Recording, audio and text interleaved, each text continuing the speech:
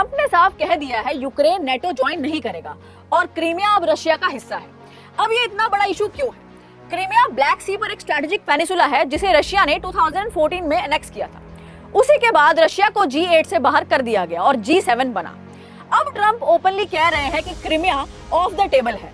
Ukraine NATO यानी कि north Atlantic treaty organisation की मेंबरशिप चाहता है क्योंकि नेटो 32 देशों का मिलिट्री अलायंस है और आर्टिकल 5 कहता है एक पर हमला मतलब सब मिलकर उसका बचाव करेंगे। लेकिन ट्रंप ने साफ कहा है नेटो में जगह नहीं मिलेगी, लेकिन नेटो स्टाइल सिक्योरिटी गारंटी दी जा सकती है।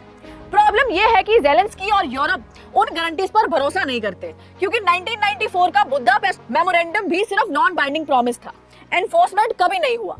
ट्रंप और पुतिन की मीटिंग में रशिया ने वॉर रोकने के लिए कंडीशन रखी है दोनबास का बाकी हिस्सा खेरसो और ज़ैपोरिजिया ऑफिशियली रशिया को मिले। लेकिन यूक्रेन की कॉन्स्टिट्यूशन कहती है किसी भी जमीन पर टेरिटोरियल कंसेशन अलाउड ही नहीं है। ज़ेलेंस्की खुद कह चुके हैं हम कोई जमीन नहीं देंगे। अब वाशिंगटन में ट्रंप, ज़ेलेंस्की और यूरोपियन लीडर्स की बड़ी मीटिंग होने वाली है। सबकी नजर इस पर है कि ट्रंप गारंटीज रिटर्न में देते हैं या नहीं, और क्या यूरोप उसके साथ खड़ा रहता है। ट्रंप कह रहे हैं वॉर अब ज़ेलेंस्की चाहे तो तुरंत खत्म कर सकते हैं। अब सवाल ये है क्या ज़ेलेंस्की कॉम्प्रोमाइज करेंगे या लड़ाई और लंबी चलेगी? कमेंट में बताओ और ऐसी और इन्फॉर्मेशन के लिए फॉलो करो।